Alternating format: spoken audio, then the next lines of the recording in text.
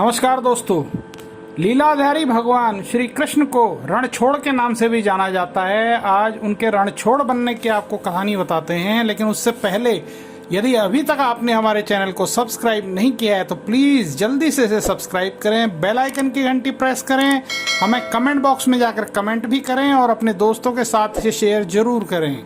कंस के वध के बाद उसके ससुर जरासंध ने 17 बार मथुरा नगरी पर आक्रमण किया और हर बार वहां पराजित हुआ। भगवान श्री कृष्ण को मारने के लिए तब जरासंध ने अपने मित्र कालयवन को बुलाया, जिसने आकर सेना सहित मथुरा को घेर लिया और उसने मथुरा नरेश श्री कृष्ण को युद्ध लड़ने के लिए ललकारा।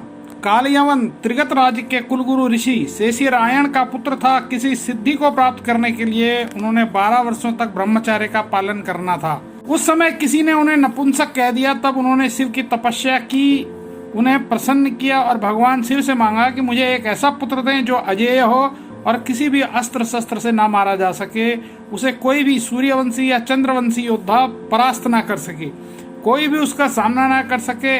भगवान श्री कृष्ण इस वरदान के बारे में जानते थे। उन्होंने अक्रूर जी और बलराम जी को इस बारे में बताया और साथ ही यह भी बताया कि कालयवन राजा मुकुचंद के द्वारा ही मृत्यु को प्राप्त हो सकता है। ये एक वरदान के कारण चिर निद्रा में सो रहे हैं और जो भी उन्हें जगाएगा वह मृत्यु को प्राप्त होगा।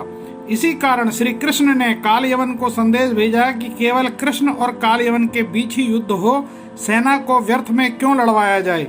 कालयवन ने इसे स्वीकार किया और श्री कृष्ण और कालयवन के बीच द्वंद्व युद्ध का निश्चय हुआ। श्री कृष्ण और कालयवन के बीच द्वंद्व युद्ध जब आरंभ हुआ तो श्री कृष्ण दूसरी ओर मुंह करके रणभूमि छोड़कर भाग चले। कालयवन लीलाधारी प्रभु के पीछे उन्हें पकड़ने के लिए भागे। कालयवन हर पग पर यही समझता था कि अब पकड़ा अब पकड़ा।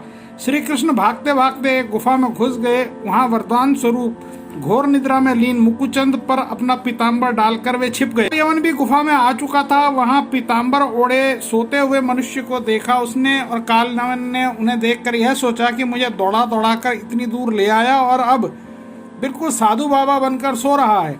यह सोचकर उसने कसकर एक लात उस मनुष्य को मारी जो वहां सोया हुआ था। पैर की लात लगने से रुष्ट होकर वह उठ खड़ा हुआ और धीरे धीरे उसने अपनी आंखें खोली।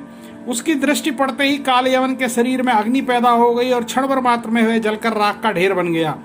जो मनुष्य गुफा में सोए थे, जिनकी दृष्टि से कालयवन भस्म हुआ, वे इक्ष्वाकु वंशी महाराजा मानधाता के पुत्र राजा मुकुचंद थे।